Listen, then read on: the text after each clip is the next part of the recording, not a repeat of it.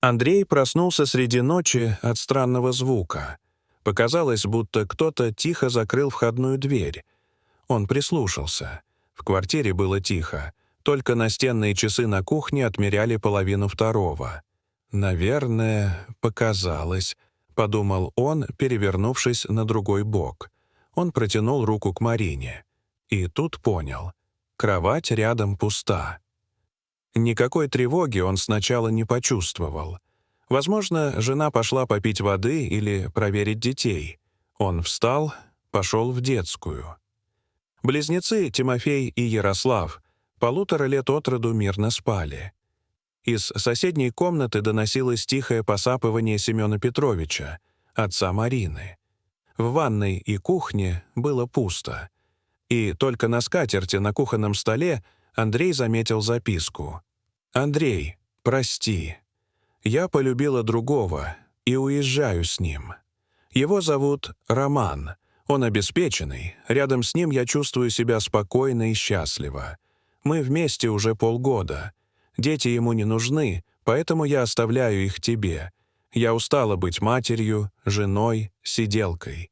Я больше не могу так жить. Не ищи меня, я не вернусь. Отец пусть остается с вами. Или отправь его в пансионат, как хочешь. Марина». Он прочел письмо трижды, как будто с каждым прочтением слова могли измениться. Но смысл оставался прежним. Жена сбежала среди ночи к любовнику, оставила ему детей и собственного отца. Андрей громко рассмеялся. От абсурдности и нелепости происходящего. Потом смех перешел в стон. Ему казалось, что что-то рвется внутри, как ткань, натянутая до предела. Он оделся и выбежал на улицу и долго бродил по кварталу, пытаясь осмыслить. Теперь все иначе. Когда он вернулся домой, дети уже проснулись. Семен Петрович, побледневший и, будто сгорбившийся за ночь, сидел в кресле, сжав руки в кулаки. «Ну что, Семен Петрович», — произнес Андрей, — «похоже, нас с вами бросили». Старик не ответил, только прошептал: «Прости меня, сынок, не уберег ее». Слезы душили его. Он плакал, как ребенок, не стесняясь. Андрей подошел, положил руку ему на плечо и сказал: «Ничего, справимся. Нам теперь держаться нужно. Ради малышей». Прошло несколько месяцев. Первое время все было на пределе. Андрей почти не спал, изматываясь между работой и домашними делами. Он учился варить молочные каши, стирать детские вещи, вручную заплетать волосы маленькой племянницы-соседки, которая приходила поиграть с мальчиками, чтобы хоть немного их отвлечь.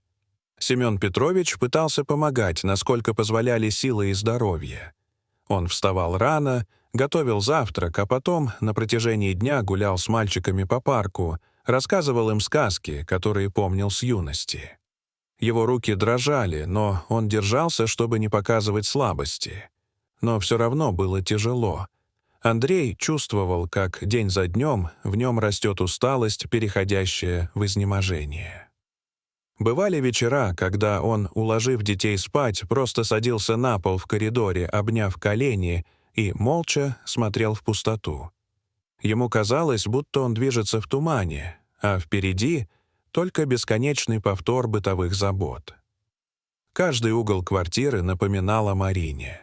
Ее голос звучал в памяти особенно отчетливо в тишине ночи, ее смех всплывал в голове, когда он проходил мимо кухни. Иногда он ловил себя на том, что ждет, вот-вот откроется дверь, и она войдет. Но тут же злился на себя за эту слабость. Однажды он даже написал ей письмо, не зная, куда его отправить. Написал все, что думал и чувствовал. Про обиду, про усталость, про то, как дети плачут по ночам. Потом сжег это письмо и долго смотрел, как пепел уносится сквозняком в раскрытое окно. Ему было трудно, но он не собирался сдаваться. Он понимал, что жизнь не останавливается, и кто-то должен быть сильным ради этих двоих маленьких мальчиков, чьи судьбы теперь полностью зависели от него. Постепенно все стало упорядочиваться. Мальчиков отдали в ясли, Андрей устроился работать из дома. Семен Петрович окреп душой, горе закрылось внутри, он будто заставил себя забыть дочь. Однажды старик сказал: «Андрей, я съезжу в село, в наш дом. Попробую продать его. Деньги пригодятся. Я с вами. Помогу, чем смогу», — предложил Андрей. Но старик отказался и поехал с внуками. Путь был долгим, дети капризничали. От станции до деревни добирались на такси. Семен вымотался и, подойдя к дому, с облегчением вздохнул. Но, открыв калитку, понял — в доме кто-то был. Посуда звенела, пахло борщом. «Кто тут?» — крикнул он. На кухне стояла женщина лет 25. «Простите», — воскликнула она. «Я Надежда. У меня не было жилья. Соседи сказали, что дом пустует. Я тут зиму прожила. Сейчас же уйду». «Подожди. Помоги с этими разбойниками. Я измотался в дороге», — попросил Семен Петрович. Так Надя осталась. Она ловко нянчилась с детьми, готовила, стирала, даже поставила в порядок огород. Через неделю Семен сказал: «Поезжай в город к Андрею. Он в больнице. Попал в аварию. Ты нужна детям». «Хорошо. Но денег с вас не возьму. Это за то, что приютили меня, когда я была в беде», — ответила девушка. Так Надя оказалась у Андрея. Он был удивлен, увидев ее, но быстро понял — ей можно доверять. Она не задавала лишних вопросов, была терпелива и добра. Через месяц он предложил ей остаться. Через 2 сделал предложение. Но она отказалась. «Я не могу иметь детей. Мой бывший избивал меня. Я потеряла ребенка. И не могу простить себе, что тогда не ушла сразу. Я больше не хочу богатства, не хочу власти, страха, зависимости, только простого счастья», — ответила девушка. Андрей смотрел ей в глаза. «А ты разве не чувствуешь, что оно уже рядом?» Надежда заплакала и осталась. Спустя 3 года в их уютном доме жизнь текла размеренно и счастливо.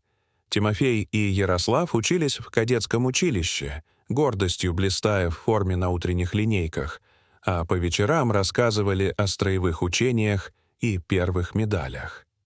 Надя родила Андрею, сына и дочку, Павла и Ирину. Малыши росли любознательными и веселыми, а дом наполнялся звоном смеха, ароматом пирогов и уютом, которого прежде здесь не знали. Семен Петрович, несмотря на возраст, обожал играть с младшими внуками и частенько рассказывал им сказки, сидя у окна. Андрей, теперь успешный владелец собственной транспортной компании, проводил много времени в разъездах, но всегда с нетерпением возвращался домой.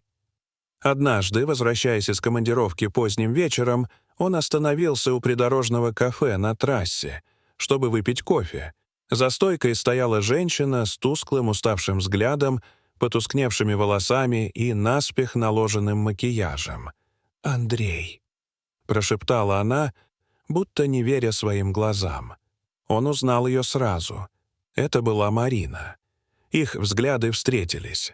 Она сделала шаг вперед, словно хотела что-то сказать, но он только спокойно кивнул и развернулся к выходу. Без слов, без сожаления. Он больше не оборачивался.